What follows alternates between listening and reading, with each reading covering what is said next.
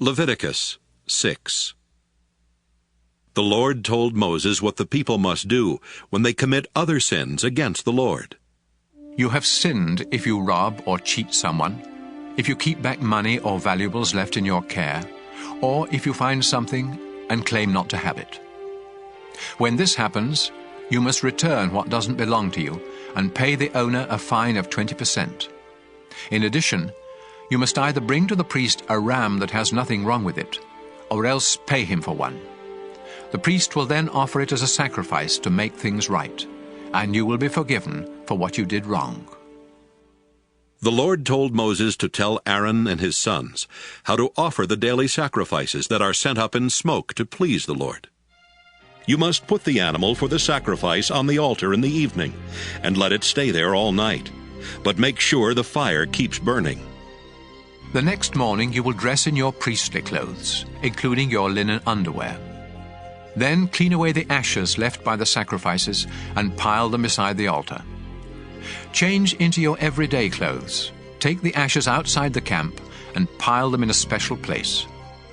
The fire must never go out, so put wood on it each morning.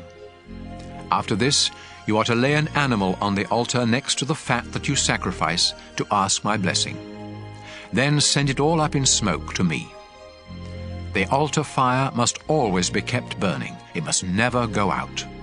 When someone offers a sacrifice to give thanks to me, the priests from Aaron's family must bring it to the front of the bronze altar, where one of them will scoop up a handful of the flour and oil together with all the incense on it.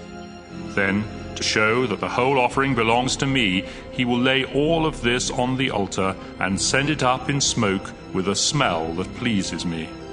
The rest of it is to be baked without yeast and eaten by the priests in the sacred courtyard of the sacred tent. This bread is very holy, just like the sacrifices for sin or for making things right. And I have given this part to the priests from what is offered to me on the altar. Only the men in Aaron's family are allowed to eat this bread, and they must go through a ceremony to be made holy before touching it. This law will never change. The Lord spoke to Moses and told him what sacrifices the priests must offer on the morning and evening of the day they are ordained. It is the same as the regular morning and evening sacrifices, a pound of flour mixed with olive oil and cooked in a shallow pan. The bread must then be crumbled into small pieces and sent up in smoke with a smell that pleases me. Each of Aaron's descendants who is ordained as a priest must perform this ceremony and make sure that the bread is completely burned on the altar. None of it may be eaten.